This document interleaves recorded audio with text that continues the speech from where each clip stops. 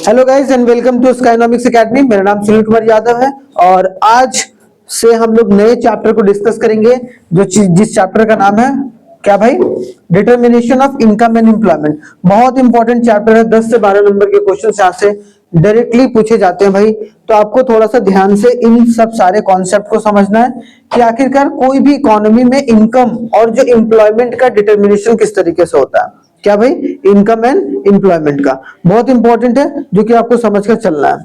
ठीक है, आगे अगर देखा जाए सबसे पहला आज का टॉपिक क्या है भाई हमारे पास। तो सबसे पहला जो टॉपिक है वो आपको देखने को मिलेगा क्या है, एग्रीगेट डिमांड एंड सप्लाई। तो पहले दो कॉन्सेप्ट को समझेंगे हम लोग, पहले डिमांड और सप्लाई के कॉन्सेप्ट को, और वो भी कौन से डिमांड, एग्रीगेट डिमांड और एग्रीगेट सप्लाई को। बहुत इंपॉर्टेंट है भाई। डिमांड का मतलब क्या होता है, अगर कोई भी बंदा अगर कुछ भी खरीदने का सोच रहा है, क्या कर रहा है, अगर कुछ भी विश कर रहा है, विश टू परचेज, ठीक है, विश टू परचेज, कोई परचेज सोच रहा है कि मेरे को ये खरीदना है, और अगर उसके पास उतना रुपया है कि वो उस पर्टिकुलर चीज को खरीद सकता है, जैसे कि वो सोच रहा है कार खरीदने का, और कार उसके पास 10 लाख रुपया का, ठीक है, मतलब 10 लाख रुपया का कार है वो, तो अगर वो खरीदना चाह रहा था, अगर उसके पास परचेजिंग पावर है तो डिमांड क्रिएटेड है। तो डिमांड हमेशा किसके साइड से किया जाता है भाई, कंज्यूमर साइड से। कंज्यूमर डिमांड करता है, सिंपल सी बात है। तो जितना भी कंज्यूमर के द्वारा टोटल डिमांड किया गया, that is called the aggregate demand. तो एग्रीगेट डिमांड क्या होगा, एक तरीके से टोटल डिमांड जितना भी कंज्यूमर के द्वारा किया गया, मतलब द सम और the total of the demand of all the goods and services, जितना भी गुड्स और जितना भी सर्विसेज का डिमांड किया गया है, ठीक है, in economy during an accounting year is termed as aggregate demand. समझ में आया। और ये क्या बताता है, it is equal to the total expense incurred, क्योंकि जब तक खर्चा नहीं होगा तब तक तो डिमांड इनिशिएट होगा ही नहीं। हमने अगर खर्चा नहीं किया तो हमने एक तरीके से डिमांड को कभी भी नहीं किया जनरेट, सिंपल सी बात है। तो मतलब अगर डिमांड को करना होगा तो हमें खर्चा करना होगा, कंज्यूमर को खर्चा करना होगा, और जितना सारे खर्चे को अगर जोड़ देंगे तो मतलब टोटल एक्सपेंस को अगर जोड़ देंगे तो वो हमारा एग्रीगेट डिमांड के बराबर नहीं आएगा, आएगा। And aggregate demand is directly related with the income level. याद रखना यहाँ पर क्या बोला गया कि इनकम लेवल पर अगर इनकम बढ़ता है तो एग्रीगेट डिमांड लोगों का क्या होता है, बढ़ता है, सिंपल सी बात है, क्योंकि लोग ज्यादा खर्च करेंगे। ठीक है, तो inversely related with general price, और जनरल प्राइस से इनवर्सली रिलेटेड, मतलब अगर प्राइस बढ़ेगा तो एग्रीगेट डिमांड क्या होगा, कम होगा, और अगर प्राइस घटेगा तो एग्रीगेट डिमांड क्या होगा, बढ़ेगा। लेकिन यहाँ पर जस्ट उल्टा है। तो अगर देखा जाए इनकम यहाँ पर अगर कम होगा तो इसका मतलब क्या होगा, एग्रीगेट डिमांड भी कम होगा। तो अगर बोला जाए इनकम और एग्रीगेट डिमांड के बीच में डायरेक्टली रिलेशन होता है, डायरेक्ट रिलेशन होता है, और प्राइस और एग्रीगेट डिमांड के बीच में इनवर्स रिलेशन होता है, मतलब दोनों उल्टा काम करता है। समझ में आया। तो यहाँ पर ये दोनों पॉइंट याद रखना है, बहुत जरूरी है। बताता नहीं मैं, सुनील सर है इसलिए बता दे रहे हैं, वैसे जरूरी नहीं है कि कोई बताए आपको। ठीक है, तो मैं बता रहा हूं तो सुन लीजिए।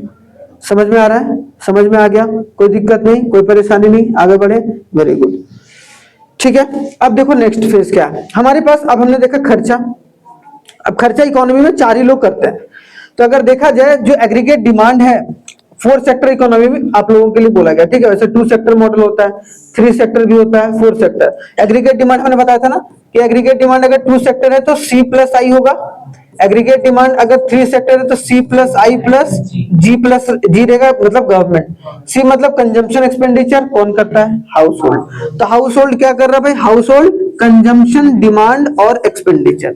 मतलब अगर C है इसका मतलब क्या है, कंजम्पशन एक्सपेंडिचर के बारे में बात किया जा रहा है। ठीक है, हाँ, मतलब कौन सा नहीं, कंजम्पशन एक्सपेंडिचर डिमांड कैसे होगा, consumption expenditure by the house hold. तो हम लोग बोल सकते हैं कि हाउस होल्ड ने डिमांड करा, तो वो बोल सकते हैं हाउस होल्ड डिमांड।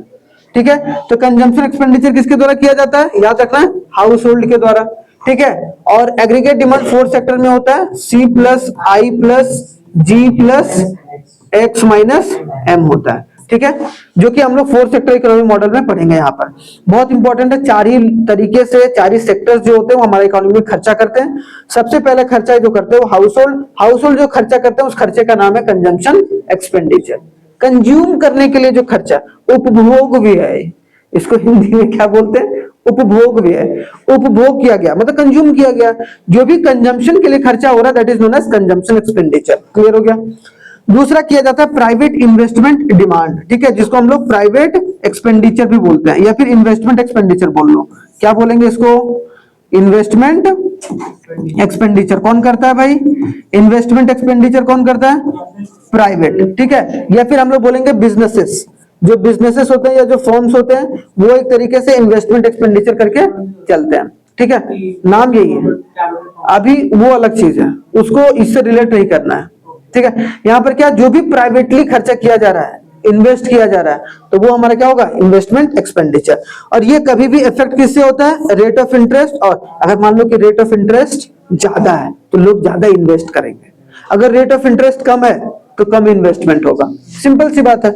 सेम उसी तरीके से मार्जिनल एफिशिएंसी ऑफ कैपिटल, यहाँ पर कैपिटल की क्षमता जो है वो एक तरीके से बढ़ती है और घटती है, उसकी वजह से इन्वेस्टमेंट भी घटता और बढ़ता है, ठीक है। तो हमने जान लिया भाई प्राइवेट जो इन्वेस्टमेंट है या प्राइवेट जो इन्वेस्टमेंट डिमांड है उसमें जो खर्चा होता है वो इन्वेस्टमेंट एक्सपेंडिचर के तौर पर हम लोग जानते हैं, जिसको किससे डिनोट करते हैं? आई से। कंजम्पशन एक्सपेंडिचर को सी से। गवर्नमेंट एक्सपेंडिचर, जिसको हम लोग गवर्नमेंट एक्सपेंडिचर के तौर पर भी बोलते हैं, जो कि एक तरीके से सरकार डिमांड करती है भाई, ठीक है, गवर्नमेंट डिमांड करती है। गवर्नमेंट अपने हॉस्पिटल्स में बहुत सारी चीजों का डिमांड करके चीजों को लगाती है कि नहीं? खर्चा करती है सरकार भी। तो खर्चे के सरकार को अगर देखा जाए तो इंटरमीडिएट कंजम्पशन ऑफ गवर्नमेंट, जितना भी सरकार के द्वारा इंटरमीडिएट कंजम्पशन किया गया है, compensation of employees of the government sectors और इंपोर्ट बाय द गवर्नमेंट, इन तीनों को मिलाते हैं तो हमारा जनरली क्या निकलता है? Government expenditure. और गवर्नमेंट एक्सपेंडिचर को जी से डिनोट करते हैं, याद रखना यह तीनों चीज। इंटरमीडिएट कंजम्पशन क्या, मान लो कि सरकारी जो है वो फर्टिलाइजर बना रही है, तो फर्टिलाइजर के लिए जो रॉ मटेरियल ला रही है भाई वो एक तरीके से इंडियन फर्टिलाइजर जो कंपनी है भारत सरकार की, ठीक है, तो वो सब सारे। उसके बाद फोर्थ अगर देखा जाए तो नेट एक्सपोर्ट। नेट एक्सपोर्ट क्या होता है भाई? Export minus import. एक्स का मतलब एक्सपोर्ट, एम का मतलब इंपोर्ट। तो अगर लास्टली देखा जाए aggregate demand four sector economy में क्या लिखते हैं भाई? एग्रीगेट डिमांड सी प्लस आई प्लस जी माइनस एक्स माइनस एम। समझ में आ गया? तो ये हमारा फोर सेक्टर इकोनॉमी मॉडल का एग्रीगेट डिमांड निकलता है। क्लियर हो गया यहां तक? बहुत अच्छी बात है। अगर आगे देखा जाए नेक्स्ट, तो what do mean by aggregate supply. Aggregate demand में हमें समझ में आ गया कि एग्रीगेट सप्लाई या एग्रीगेट डिमांड क्या होता है। एग्रीगेट डिमांड ये जरूर याद रखना कि aggregate demand is equal to C plus I होता है टू सेक्टर इकोनॉमी मॉडल में, ठीक है। टू सेक्टर में ये बहुत जगह इस्तेमाल होने वाला है, टू सेक्टर इकोनॉमी मॉडल में याद रखना। टू सेक्टर इकोनॉमी मॉडल में क्या होता है भाई? हमारा एक तरीके से सी प्लस आई निकल के आता है, हाँ या ना? तो इसको आने वाले समय में फॉर्मूले में इस्तेमाल करेंगे, इसीलिए ये नोट करके इंपॉर्टेंट में कहीं लिख लेना। और ऑनलाइन वाले बच्चे आप लोग भी ध्यान से इसको देखना है, बहुत इंपॉर्टेंट चैप्टर है। अब आते हैं एग्रीगेट सप्लाई। सप्लाई कौन करता है? सप्लाई प्रोड्यूसर करता है या फिर सेलर करता है। तो मान लो जितना भी it is the value money value of the final goods and service और a national product produced in an economy during a accounting year. जितना भी सप्लायर के द्वारा, सारे सप्लायर के द्वारा जितना भी गुड्स एंड सर्विस, क्या बोला गया? जितना भी सप्लायर के द्वारा जितना भी टोटल गुड्स एंड सर्विस क्या किया गया भाई? प्रोड्यूस किया गया है। क्या किया गया? प्रोड्यूस किया गया है और उसको सेल करने के लिए तैयार हैं, उसके वैल्यू को हम लोग क्या बोलेंगे? Aggregate supply. कि भाई एग्रीगेट सप्लाई मान लो 50,000 करोड़ का सामान जो है हमारे देश में बना है और उसको बेचने की बात की जा रही है, मतलब हमारा एग्रीगेट सप्लाई कितना होगा? 50,000 करोड़ का। और सप्लाई जो होता है हमेशा किसके साइड से होता है? प्रोड्यूसर साइड से या फिर सेलर साइड से, ठीक है। तो याद रखना बहुत इंपॉर्टेंट है। आगे अगर देखा जाए तो जैसे कि हमने वहां देखा भाई aggregate demand 2 sector, 3 sector, 4 sector, यहां पर भी एग्रीगेट सप्लाई आता है। क्या आता है भाई? Aggregate supply. एग्रीगेट सप्लाई का मतलब हमने दूसरा नाम भी देखा अभी, क्या होता है? इसको क्या बोलते हैं? टोटल सप्लाई का नाम भी देते हैं, कि सारा सप्लाई अगर जोड़ दें तो हमारा एग्रीगेट सप्लाई निकल के आता है। तो यहाँ पर दो चीजें, एक तो कंजम्पशन एक्सपेंडिचर सी के द्वारा डिनोट किया जाता है और एक है सेविंग। तो अगर बोला जाए, गलत नहीं होगा, कि aggregate supply is equal to क्या होता है? C plus S. जैसे कि एग्रीगेट डिमांड क्या होता है? अभी मैंने बताया सी प्लस आई। सेम उसी तरीके से aggregate supply C plus S होता है। आगे चलकर हो जाता है भाई सेविंग। जितना सेविंग बढ़ता है उसी से पता चलता है कि आपके देश में कितना इन्वेस्टमेंट होगा। तो जिसके वजह से जो एस इज इक्वल टू आई होता है और इसके जगह पर यहाँ पर देखो एस की जगह पर क्या हो गया? आई आ गया। तो saving is equal to investment होता है। बस याद रखना कि एग्रीगेट सप्लाई के दो कंपोनेंट, टोटल सप्लाई दो तरीके से, एक तो कंजम्पशन पर निर्भर करता है कि कंज्यूम कितना किया एक्सपेंडिचर, और बाकी सेविंग। इन दोनों से क्या डिपेंड करता है या क्या निकलता है भाई, एग्रीगेट सप्लाई। ठीक है, और एग्रीगेट डिमांड तो मैंने बताया C प्लस आई, और ये कैसे आया, S इज इक्वल टू आई की वजह से। ठीक है, अभी आगे पढ़ेंगे पूरा ग्राफ के तौर पर, बस यहाँ पर जनरल चीजें ये याद रख के चलना है। आगे आ जाओ भाई, नेक्स्ट कंजम्पशन फंक्शन के बारे में पढ़ते हैं। नया टॉपिक है, दूसरा टॉपिक है कंजम्पशन फंक्शन। कंजम्पशन कैसे फंक्शन करता है, तो अगर बोला जाए what do you mean by consumption function, the functional relationship between the consumption expenditure and the income. मतलब क्या, इनकम एंड कंजम्पशन एक्सपेंडिचर के बीच के रिलेशन को कौन बताता है, कंजम्पशन फंक्शन। अब कोई बोलेगा what do you mean by consumption function, तो consumption function establish the relationship between income and consumption expenditure. Income और कंजम्पशन, अब सिंपल सी बात है भाई, तो जितना ज्यादा इनकम होगा कंजम्पशन उतना ज्यादा होगा, इनकम कम होगा तो कंजम्पशन कम होगा। इसी को हम लोग कंजम्पशन फंक्शन, और कंजम्पशन फंक्शन को हम लोग डिनोट करते हैं C is equal to F Y. F मतलब फंक्शन, वाई का मतलब यहाँ हमेशा इनकम होता है। याद रखना, इनकम को हमेशा इकोनॉमिक्स में वाई से डिनोट किया जाता है, और आई कभी भी आ गया तो आप लोग क्या बोलोगे, इन्वेस्टमेंट। ठीक है, और सी यहाँ पर क्या है भाई, कंजम्पशन एक्सपेंडिचर। ठीक है, कंजम्पशन एक्सपेंडिचर। इसीलिए एक बार यहाँ पर समझ लो, एक बार पीडीएफ देख लो, ठीक है, समझ में पूरा आ जाता है कि नहीं। अगर इसका फॉर्मूला देखा जाए तो formula C is equal to C autonomous, यहाँ देखो C is equal to C autonomous plus BY। C autonomous का मतलब क्या है, ये ऑटोनोमस कंजम्पशन, ऑटोनोमस कंजम्पशन है भाई। ऑटोनोमस कंजम्पशन का मतलब क्या है, if your income is zero, हम लोग क्या बोलेंगे, अगर आपका इनकम जीरो है और आप कुछ ना कुछ कंज्यूम कर रहे हो, and having some consumption, and having some consumption, that consumption is known as autonomous। जैसे अभी आपके पास कोई इनकम नहीं है, लेकिन आप तो खर्चा तो कर रहे हो ना, कंज्यूम तो कर रहे हो, कुछ खा तो रहे हो, खाने पर खर्चा हो रहा है, दैट खर्चा is known as autonomous consumption. B का मतलब होगा यहाँ पर मार्जिनल प्रोपेंसिटी टू कंज्यूम। याद रखना है, एमपीसी होता है, अभी बताऊंगा कि एमपीसी क्या होता है, मार्जिनल प्रोपेंसिटी टू कंज्यूम। उसके बाद वाई का मतलब यहाँ पर आपका इनकम के तौर पर देखने को मिलेगा। तो अगर बोला जाएगा कि भाई कंजम्पशन फंक्शन को एल्जेब्रिकली कैसे डिनोट करते हैं, तो C is equal to C autonomous plus BY, और B मतलब क्या, एमपीसी और Y। याद रखना, अभी एक एक करके डिस्कस करेंगे सारी चीजों का, यहाँ पर जो कि हमको समझकर चलना है। क्लियर हो गया यहाँ पर।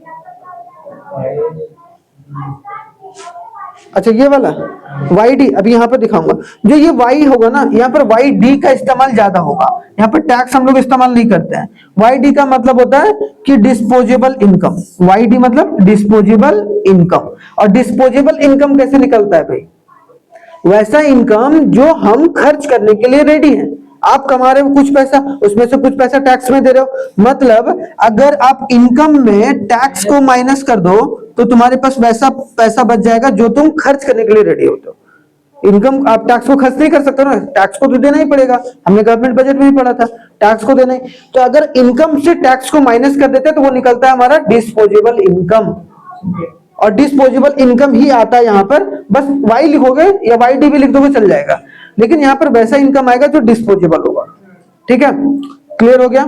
आगे आते हैं भाई नेक्स्ट, आई होप सो यहाँ तक क्लियर होगा। ठीक है, अब देखो इसका डायग्राम, हमने क्या देखा भाई, अलजेब्रिकली क्या देखा, C is equal to C autonomous plus YD लिख लो या फिर Y लिख लो, बात बराबर है।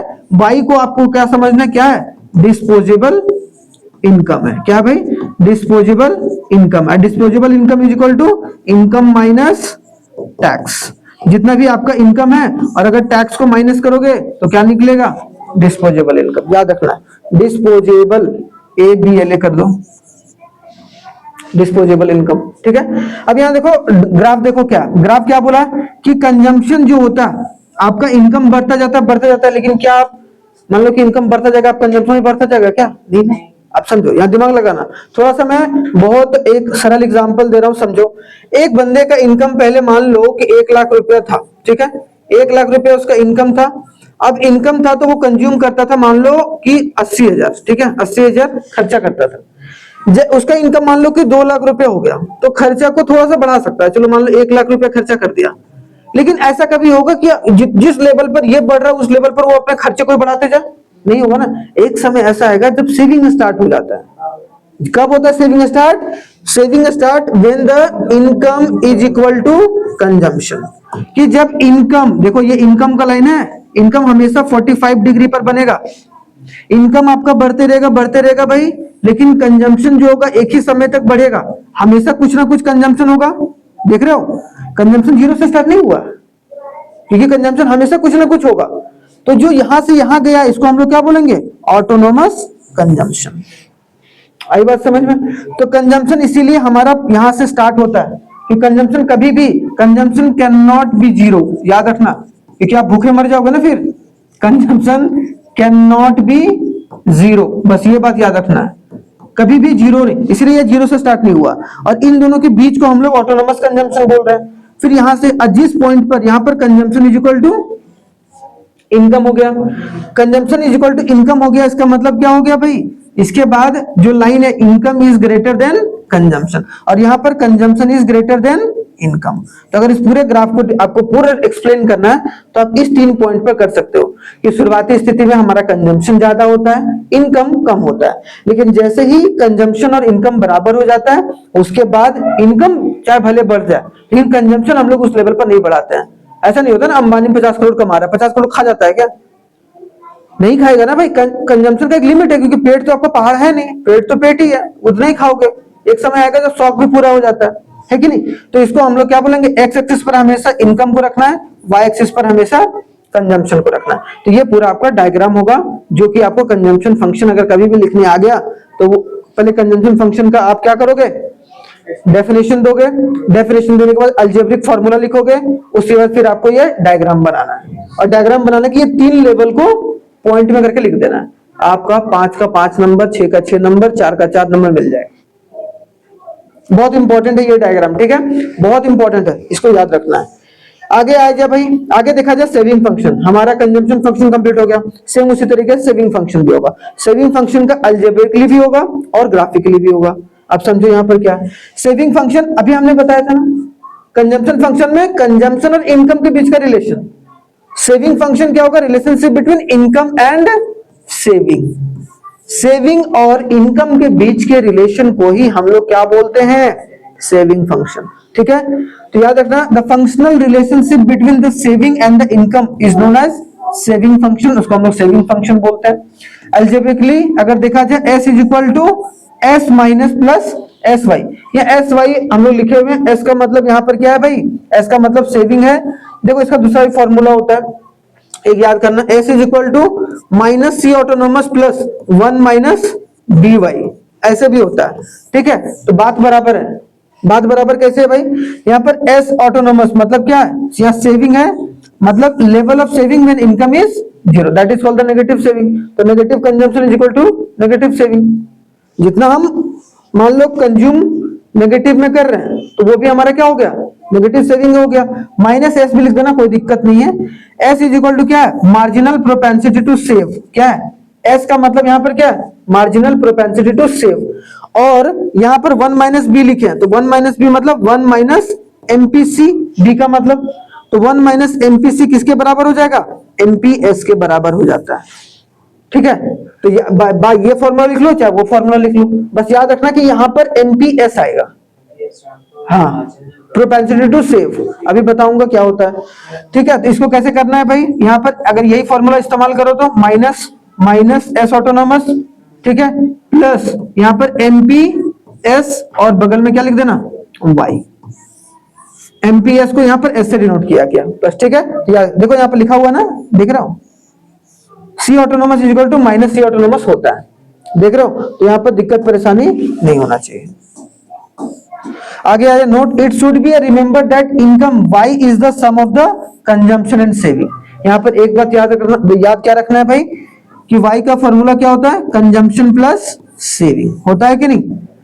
जितना तुमने कंज्यूम करा और जितना तुमने सेव करा उन दोनों को प्लस कर दो तो इनकम के बराबर आ जाएगा। ठीक है, तो थोड़ा सा लॉजिकल है लेकिन बहुत इंपॉर्टेंट है, जो कि आप याद रख सकते हो, आराम से याद रख सकते हो। ये फॉर्मूला याद रख लो या ये फॉर्मूला याद रख लो, कोई दिक्कत नहीं है। ठीक है, आगे आ जा भाई। इसका देखो, अब यहाँ पर देखो सेविंग यहाँ नेगेटिव जा रहा था, हाँ या ना? अभी हमने देखा ना सेविंग क्या हो रहा था भाई, सेविंग आपका नेगेटिव जा रहा था, देख रहे हो? तो नेगेटिव जा रहा है तो यहाँ जीरो है भाई, आपका ये एक्स एक्सिस है, इनकम है, ठीक है, और ये आपका क्या है, सेविंग है। तो सेविंग फंक्शन क्या हो रहा है, माइनस तक आ रहा है कि नहीं आ रहा है? मतलब शुरुआत में ये वाला जो पॉइंट होगा वो माइनस एस ऑटोनॉमस होगा कि नहीं, जो आपने सेविंग मतलब कंजम्पशन करी है, और सेविंग उसमें नहीं करे, सेविंग नेगेटिव में, फिर saving is equal to zero हो जाएगा, फिर सेविंग स्टार्ट होगा जब आपका एक तरीके से इनकम बढ़ता जा रहा है, ठीक है, तो इनकम बढ़ता जाएगा बढ़ता जाएगा बढ़ता जाएगा, तो सेविंग स्टार्ट हो जाएगा, सेविंग स्टार्ट्स। और याद रखना saving is equal to minus S autonomous plus S Y. S का मतलब यहाँ पर क्या है भाई, एस का मतलब है एमपीएस, बस यहाँ याद रखना है, एस का मतलब क्या है, एमपीएस। तो ये फॉर्मूला और ये टेबल याद रखना बहुत जरूरी। अभी जब न्यूमेरिकल्स कराऊंगा, जब 2-3 लेक्चर में कंप्लीट होगा, फिर न्यूमेरिकल कराऊंगा तो समझ में आ जाएगा अच्छे से। आगे देखो भाई नेक्स्ट, अब आते हैं कंज्यूम। अब हमने देखा, अब आते हैं propensity to consume. Propensity to consume जो होता है वो दो तरीके का, कौन कौन सा भाई, मार्जिनल प्रोपेंसिटी टू कंज्यूम और marginal average propensity to consume. देख रहे हो, प्रोपेंसिटी टू कंज्यूम क्या है भाई, मार्जिनल प्रोपेंसिटी टू कंज्यूम और एवरेज प्रोपेंसिटी टू कंज्यूम। तो सबसे पहले क्या, it shows the level of consumption with the respect of the level of income. ये क्या है, इनकम के लेवल पर कंजम्पशन कितना हुआ है, एवरेज कितना खर्चा हुआ है, उसको बताने का काम कौन करता है, एवरेज। लेकिन अगर इनकम और कंजम्पशन के लेवल के बारे में बात करें तो वो हमारा प्रोपेंसिटी टू कंज्यूम, कि हमने इनकम कितना बढ़ाया उसके हिसाब से हमने कंजम्पशन कितना बढ़ाया घटाया। लेकिन इसमें बस it is the ratio between average propensity to consume. देखो एपीसी, एपीसी का फॉर्मूला याद रखना, एपीसी इज इक्वल टू होता है सी बाई वाई, ठीक है, APC is equal to C by Y. इसका मतलब the ratio between the consumption expenditure, C को हम लोग क्या बोले थे शुरुआत में, consumption expenditure, and the income, मतलब कंजम्पशन एक्सपेंडिचर एंड इनकम के बीच में, मान लो कोई पर्टिकुलर पर्सन है, वो मान लो कि 100 रुपया कमा रहा है, और 100 रुपया कमा रहा है तो उसमें से खर्चा कर रहा है मान लो कि 80 रुपया, तो इसका मतलब क्या होगा, कट गया 2 4 जा 2 5 जा, मतलब वो क्या कर रहा है 4:5 उसका क्या है, रेशियो है, किस चीज का, एवरेज प्रोपेंसिटी टू कंज्यूम का रेशियो। देख रहे हो, तो कंजम्पशन अपॉन इनकम, इनकम तो हमारा क्या हो जाएगा, एवरेज प्रोपेंसिटी टू कंज्यूम, ठीक है, याद रखना है, इंपॉर्टेंट है, एवरेज प्रोपेंसिटी टू कंज्यूम।